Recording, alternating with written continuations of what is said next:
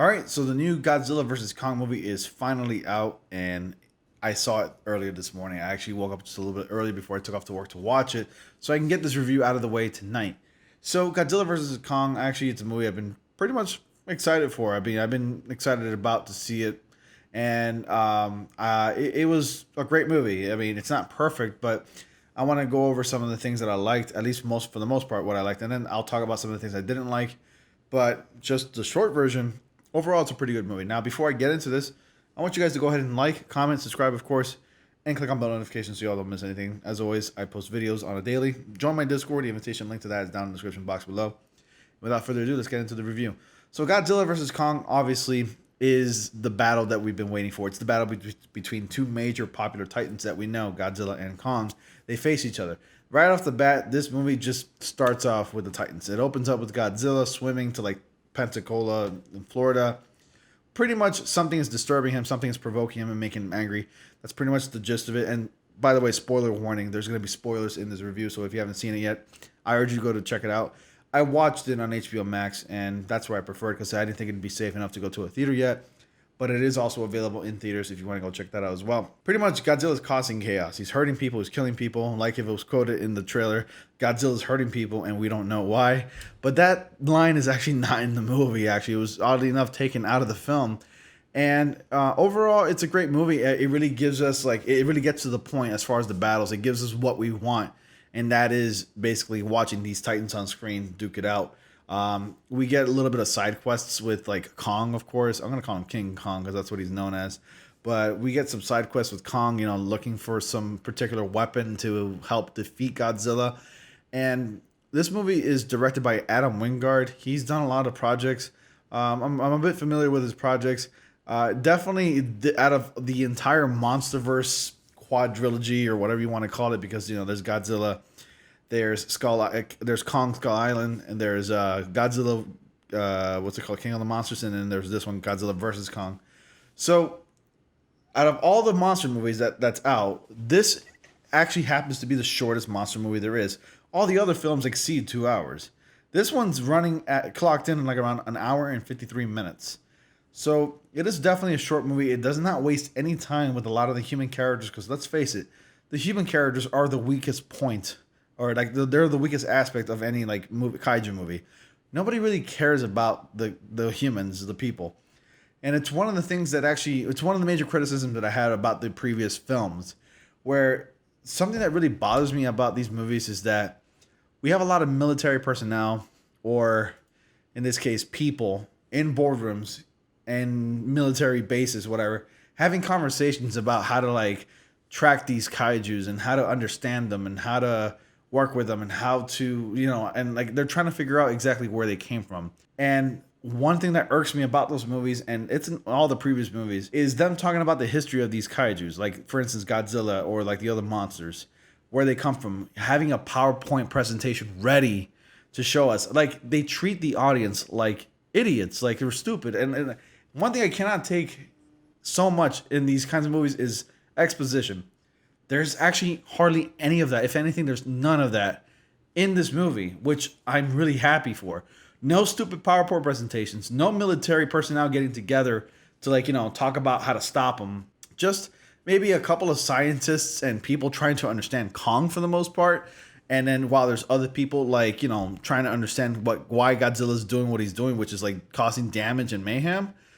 It's pretty much straight to the point. It's actually a simplified version of these monster movies. There's hardly any humans interaction. Like for instance, like Kyle Chandler, who plays Mark Russell, which is the father of Millie Bobby Brown's character, Madison Russell. He had a much bigger role in Godzilla, King of the Monsters, than he did in this movie. I can't remember seeing Kyle Chandler that many times in this movie. Kyle Chandler only had like about 3 scenes in this film. Millie Bobby Brown had a few scenes in this movie. And Julian Dennison was fine. You know, he was okay. He was pretty funny. Brian Tyree Henry, who plays Bernie Hayes, was this conspiracy podcaster. He was pretty funny, I guess. But all the other characters, all the other human performances were actually a bit weak and just kind of like, you know, uninteresting. Like, especially with like the major villain reveal of the film was kind of uninteresting. It was It was stupid. It was like really pointless, which is what gets me to the part that left me a little bit disappointing. So while the movie being short isn't exactly a major criticism on my point, in my personal opinion, because there's nothing wrong with a short movie if it gets to the point and if it's a decent script. There's nothing wrong with having a short movie, but like one of the weak plot points of this film, and spoiler alert once again, is Mecha Godzilla. I was expecting him to be more, I guess you can say, I was expecting him to be a little bit more of a challenge, more intimidating.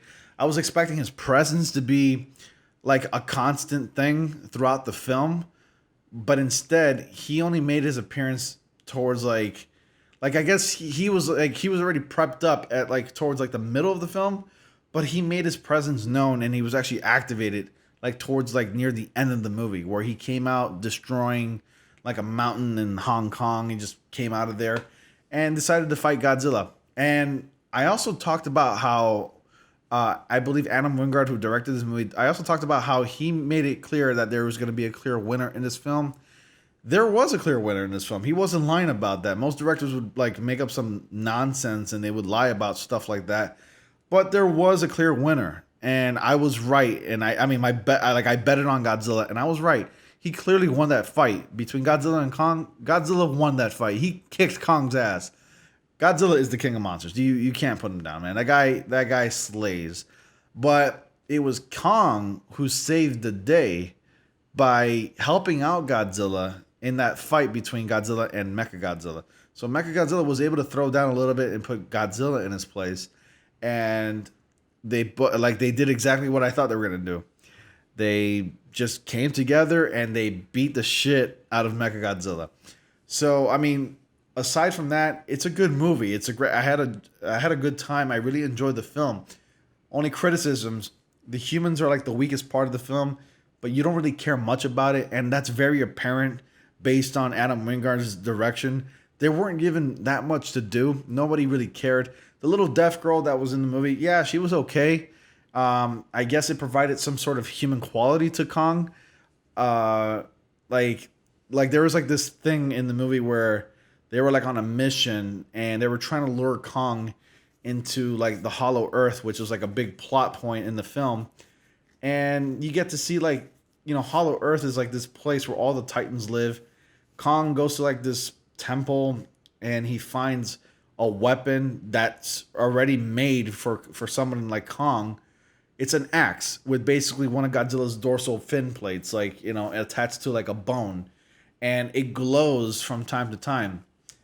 And it's basically an axe that Kong wields to help him, defeat and fight Godzilla and fight and defeat Godzilla. So that pretty much led to really nothing, and it actually kind of leads me to believe that it was just made for toy sales. But aside from that, it's a very enjoyable movie. It's a really enjoyable movie. It's not exactly well scripted or anything like that. It's not like a masterpiece. But if you're looking for a kaiju movie where two large titans kick a lot of ass, then you're gonna enjoy this movie. But if you're looking for any kind of human connection, any interesting like relationships in like a film such as Godzilla versus Kong, then I think you're gonna be left disappointed. But aside from that, it's a pretty good movie. It's an enjoyable movie. I highly suggest you watch it if you love these kinds of monster movies. I don't really care much about the human characters, and I don't think anybody does when it comes to watching kaiju films. But, definitely give it a shot. Check out Godzilla vs. Kong. Check out the previous movies, too, if you like. I mean, I think so far, in my opinion, Godzilla King of Monsters is my favorite, Legendary Pictures Godzilla movie. I like that movie, and I don't know why some people see a lot of problems with that film when it gave us so many monsters, but, that's a rant for another time. And, yeah, that's pretty much my review for Godzilla vs. Kong. What did you think? It's a pretty much like overall simple narrative.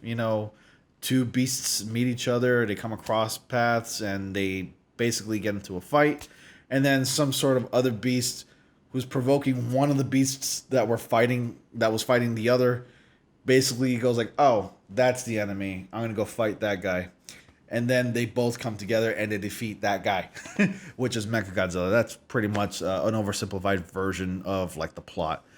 Anyways, that's pretty much all for my review for today. Godzilla vs. Kong. What did you think of it? Let me know. If you checked it out on HBO Max, let me know. If you checked it out in theaters, let me know. And obviously, clearly, this movie was made to be watched in theaters because I think it would have been an overall better experience. But I decided to play it safe, and I can see why Adam Wingard was really pissed off when he heard that his film was going to be available on HBO Max on the same day as theater release. Anyways, guys, thank you so much for watching. Be sure to like, comment, subscribe, and click on bell notifications so y'all don't miss anything.